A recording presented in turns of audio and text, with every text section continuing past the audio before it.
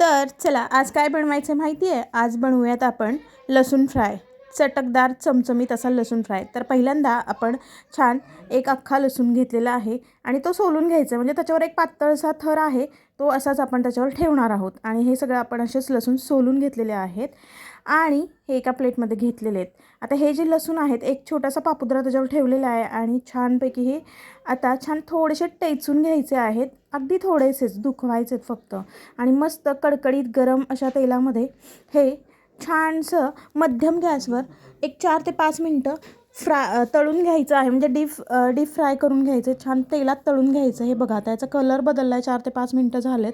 आणि हा लसूण आपण एका प्लेटमध्ये आहे तो तळलेला काढून घेतो आहे छानपैकी. आता याच्यामध्ये आपण घेणार आहोत अर्धा चमचा हळद, त्याच्यानंतर अर्धा ते पाऊण चमचा लाल मिरची पावडर आणि त्याच्याच नंतर त्याला थोडासा चटपटीत असं येण्यासाठी आपण घालत आहोत त्याच्यामध्ये चाट मसाला. आणि चाट मसाला टाकून झाल्यानंतर आपण त्याला चवीनुसार मीठ टाकणार आहोत आणि याचबरोबर आपण याच्यामध्ये थोडंसं लिंबू देखील पिळून घेणार आहोत. आणि जर तुम्हाला वाटलं तुम्ही कोथिंबीर देखील यात घालू शकता. छानसं एकदा हलवलेलं आहे आणि आपण हे मस्तपैकी आपला लसूण फ्राय तयार आहे. तर चला तुम्ही लवकर ट्राय करा.